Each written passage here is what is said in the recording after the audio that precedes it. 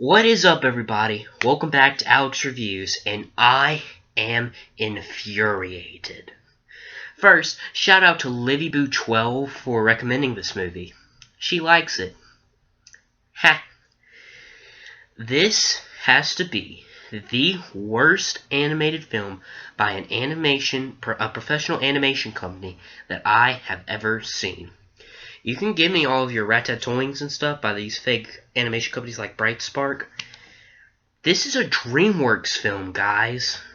Now, I know DreamWorks isn't known for their terrific films, but they do have their Shrek 2s, their Madagascars, and their Over the Hedges. Including the guy here, what's his name again? Tim Johnson. He directed Over the Hedge. What is this guy doing with his life? Sorry, I'm so angry at this film. And here's why. I'm going to list 3 reasons during my review why I hate this film with a burning passion. I hate this film, and I cannot express how much I hate this film. I just do. Also, this got a 6.7 on IMDb. What? Who thought this was even above a 5? This is the worst DreamWorks film I've ever seen. Yes, worse than Shrek 3, worse than Shrek 4, worse than Shark Tale. The worst animated DreamWorks movie. Now, let's get into the review. The originality of this film. It's a road trip film. If you don't know the plot of it, basically this guy named O, he's named O because nobody likes him, and this girl named Tip. O is a booth, and Tip is a human. The booths keep coming over to planets, stealing all their people, repopulating them into someplace else, and then run away as fast as they can from the bad guys. And then Tip gets separated from her mom, and Booth goes to help Tip find her mom. And it's a road trip story. 1 out of 5. The predictability of this film, it's a road trip film, which means it's going to have all the road trip stuff, especially with it being with a foreigner person. I guess you could call this, it's an alien. So you're going to have all the learning the new stuff that we've seen 20 billion times before. 1 out of 5. The characters. You know why I'm giving this a 2 and not a 1? Because they have Tip and they have O. They have 2 main characters. Boom. No, that's not the only reason. Rihanna does a decent job as Tip. And Jim Parsons is okay. Even gives a laugh like once every half hour, so you get like 3 laughs in this film. These characters are, I mean, the main characters are okay. There's nothing wrong with them. They don't do anything that's just super violating. This film doesn't offend me in any way. It's just that, I don't know, they're bland for the most part. Rihanna has a little bit of personality to her, but it's not enough to carry the film. 2 out of 10 for the characters. And the story and the plot, it's basically the same thing. It's a road trip story. And I really just told you the story. I mean, that's one of the most simple stories that you can come up with. I could have come up with a more complicated story than that, but it gets a 2 out of 10 for me. I mean, it's not offending me or anything. It's just not doing anything new. It's literally not trying to do anything new. So I can't compliment this film. 2 out of 10. The only thing I can compliment this film on, I'm going to give it a 10 out of 10 for the moral because, I mean, it doesn't teach a bad moral, I guess. I mean, it's pretty freaking hard to screw the moral. Actually, no, it's not. It's not hard to screw the moral up at all, but this film doesn't do that somehow. It's about the only thing that this film doesn't screw up. 10 out of 10 for the moral. Now, we come to my first huge problem with this film. The animation. Oh my god, this is the worst professional animated film I've ever seen. This is worse than any DreamWorks film. This is worse than any Pixar film. This is worse than any Disney film. It doesn't go as bad as Bright Spark animation, and here's the big problem. Alright, so O decides to take Tip to Paris, and he wants to disguise himself. So he puts this like mole right above his cheek here, alright? I went back and paused the movie at different points when he's supposed to have the mole on. before it gets taken off eventually. He doesn't have it. I checked about 20 times, and about 16 of those 20 times, he did not have it on. The mole was not there. He had it on a few times, like right after, but then like another about 20 like seconds later, he doesn't have it on anymore. Then I'll check again 10 seconds later, he still doesn't have it on. Then he'll have it on again, and like every 1 in 5 times I stopped, or 1 in 4 times I stopped the movie, it's on. The other 3, it's not. And I'm gonna get to a bit more in depth when I go to the voice acting part, but that's just lazy. I haven't seen a film do something like that in a while. And it's not like the mole is super small. It's fairly big, kind of noticeable. I probably could have noticed it without pausing the movie. In fact, that's why I started pausing the movie, to see if it was there, or if that was just my eyes tricking me. I didn't know if it was lazy animation, which I didn't think so, because it's a DreamWorks film, or if it was just, my eyes tricking me. So, 1 out of 10, I can't compliment this animation on anything. And the human characters look really ugly, especially Tip. Like, that's an ugly style. The only thing I can give the animation, the only reason why I'm giving it a 1, is because I like how the Boo, can change colors due to their mood. It's like a mood ring. I like mood rings. That's all I can say. So, is it or will it be dated? Yeah, this film plays a bunch of pop songs. In fact, you know what's funny?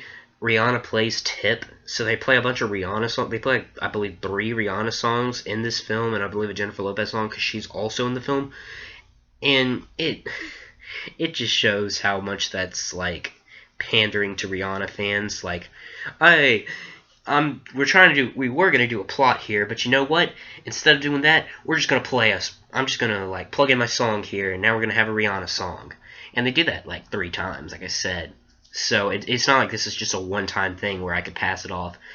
And they also use some like updated language, and I think Boo even twerks in this film, which is stupid for an animated film, but whatever. 1 out of 5. The pacing of the film. This film's horribly paced. Literally, I'm checking every single minute. I'm just scrolling my mouse saying, come on, please end, please end, please end. And literally, it'll pop up like 1 minute later. I was at 21 minutes, now I'm at 22. I'm at an hour and 10 minutes, now I'm at an hour and 11. Hurry up! This is so slow for it being the most repetitive film that I've ever seen. 1 out of 5. The impact of the film. I don't feel bad when O dies. It's not sad. You know why that worked with Mufasa? Mufasa was a good character.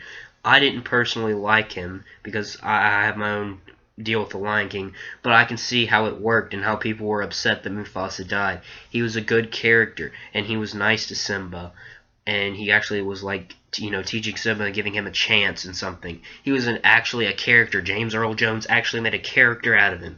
Jim Parsons doesn't do that with O.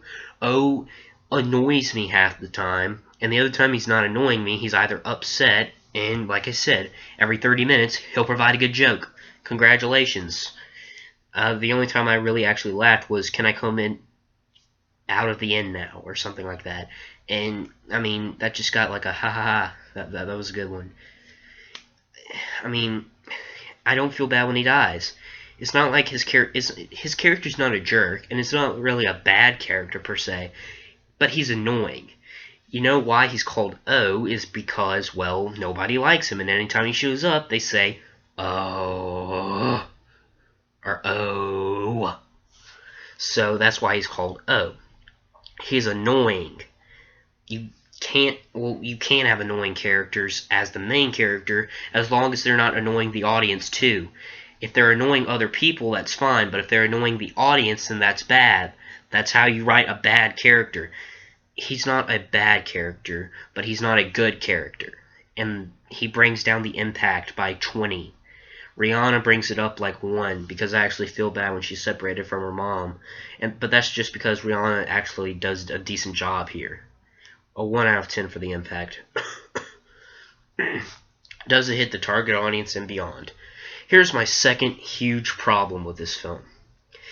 This is the most kid-pandering film besides Minions that I've ever seen. Minions, it's kid-pandering.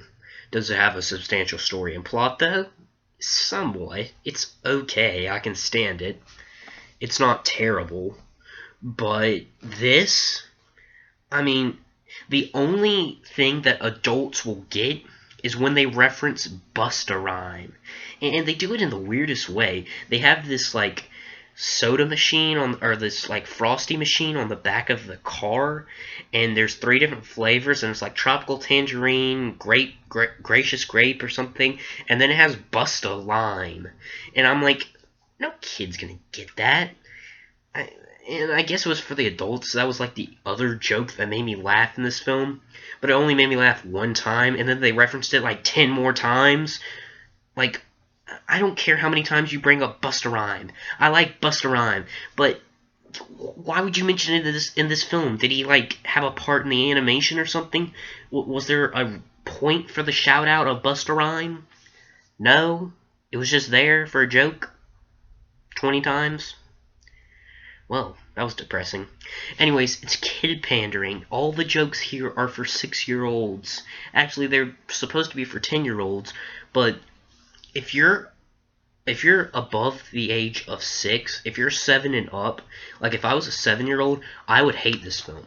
If I was 6 and below, I'd probably like any film I saw, unless it was like somebody killing somebody. But if I'm 7 and older, I at least know what a decent film is, even if I don't think it's a terrific film. So, or a horrendous film. I know that it's bad, so it doesn't work. It doesn't even hit the target audience, rather less Beyond. The only Beyond joke they made was the Busta Rhyme jokes. That makes me mad. So I'm going to give that a 1 out of 10. The relatability of the film, I mean, this is the only other thing that this film does halfway decent, and it isn't half-assed. It does an okay job with relatability. You can probably relate to Tip in maybe O if you're like the most annoying thing on the planet. But besides that, you really can't relate to the guy or any other guys. You can't relate to Kyle. I mean, Kyle was there for a useless reason. You can't relate to the mom. She was there for no reason. And you can't relate to Captain Smek because he's a jerk. There's really nobody you can relate to besides the 2 main characters. And, I mean, really, I think you should have 4 relatable characters. That's really what I think. You can have more, you can probably have less, especially if there's only 3 characters in the film. Really, this film has 5 characters, and only 2 of them actually matter, or 6 characters, sorry, and only 2 or 3 of them actually matter for anything. But I'm going to give it a 5 out of 10 with relatability. It at least tries. And the voice acting, and this is my final problem with the film. And this is the biggest one of the bunch. Well, okay, here's how I would rank them. 3 was the kid pandering, 2 is this, and 1 was the animation problem. But this is huge. The voice acting was, for one, actually, there's 2 parts to this one. For one, when I'm listening to a conversation between O and Tip, I see Jim Parsons in a studio and Rihanna in a separate studio talking to each other through a screen. That's what I see. When I see Captain Smek, I see Steve Martin trying to be as funny as he can and failing. And when I see Kyle, I see Matt Jones doing the exact same thing. I know those 4 people. I know how they sound, I know how they act, and they sound the exact same way. They don't do anything to hide their voice. The only one I can give props to is Jennifer Lopez. I didn't know she was in this film because I didn't know she was the mom. Because she hides her voice. She voice acts. 1 out of 10. Also, the lip syncing is off. There's literally a moment where O's looking back and his voice is going, but no sound is coming out. And then 3 seconds later, the track starts. Overall, I give this film a 2.9 out of 10. This is a terrible film. Do not watch this film. 5 words for you right there. Do not if you haven't already. Please don't. It is terrible. I can't believe DreamWorks made something like this. And it just shows that DreamWorks is a dying company. I haven't seen their last 4 films. They look stupid, or they look terrible. The only ones I've seen were this one and Minions. And then the last 3 before that I haven't seen. So this is a terrible film. I might come back to it later on a different thing, but on a different series. But I'll see you guys in the next video. Bye.